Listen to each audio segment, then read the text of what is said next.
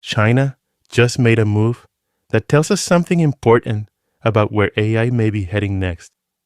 These new draft rules are not mainly about fake videos, misinformation, or some narrow technical corner of the internet. They are about digital humans, AI companions, and the point where virtual people start becoming socially powerful enough that governments feel they need to step in. That is what makes this story different. Most AI regulation so far has focused on content, accuracy, labels, and safety controls around what systems generate. China's draft does something broader and in some ways more revealing because it draws lines around the kind of social role a synthetic person is allowed to play in someone's life. Here is what the draft actually says. Digital human content would need clear labels. Virtual intimate relationships between AI companions and users under 18 would be banned. Creating a digital human from another person's data or likeness without consent would be prohibited, and providers would be expected to intervene when a user shows signs of self-harm or suicidal behavior during an interaction with an artificial companion. Read that slowly and notice what kind of concerns those rules are responding to. These are not ordinary tech policy concerns, and they are not really about spam, search quality, or basic content moderation. They are about intimacy, minors, identity, emotional dependence, and systems that can wear a human face or voice convincingly enough to affect how people relate, trust, and attach. When a government feels the need to write social rules, it is reacting to something that is already carrying social weight. Governments do not create policies and regulations around emotional attachment and artificial intimacy for trivial technologies. They do it when they believe a category of product is becoming influential enough to shape behavior in the real world. Your initial reaction might be that this sounds weird, maybe excessive. Why would a government care this much about digital humans? That reaction is understandable.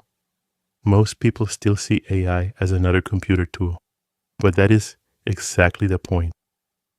The deeper issue here is not simply that AI can generate convincing content.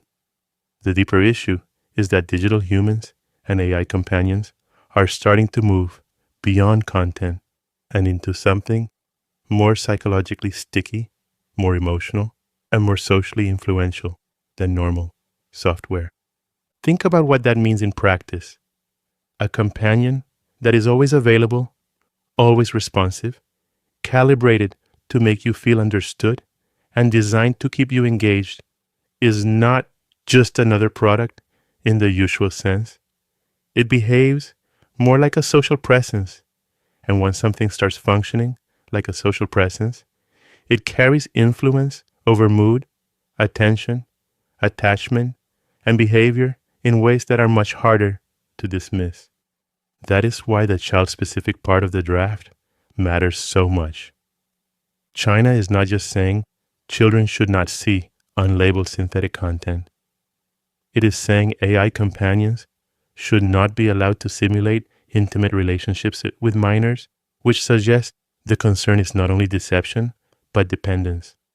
Regulators appear to be signaling that synthetic relationships can become powerful enough to shape identity and emotional habits during years when those patterns are still being formed. There is a second layer here that makes the story even bigger. The rules also target likeness, personal data, and consent, which means this is not only about companionship, it is also about synthetic identity. Once a digital human can wear your face, speak in your voice, or borrow your traits without permission, the issue moves beyond emotional attachment and into social impersonation, ownership, and control over how a human being is represented in public space. That shift matters a lot. If a synthetic person can carry your identity into conversations you never agreed to, and do it convincingly enough that other people respond as if it were you, then digital humans stop functioning like content alone. They start behaving more like social actors, and the identity they borrow is no longer abstract. It becomes personal, reputational, relational, and potentially difficult to contain once it spreads. That is why I do not think this is mainly a China story. China is the hook, but the deeper issue belongs to every market where AI is developing quickly. Once digital humans can simulate intimacy convincingly enough to sustain attachment, and once AI companions can become routine emotional fixtures in people's lives, every serious government is eventually going to face versions of the same questions. Should these systems always be labeled? Who owns a face, a voice, or a likeness when synthetic replication becomes cheap and easy? At what point does an AI companion stop acting like a product and start acting like a dependency risk? How much emotional influence is too much? And how much synthetic intimacy is too much once the interaction starts to feel real enough to matter?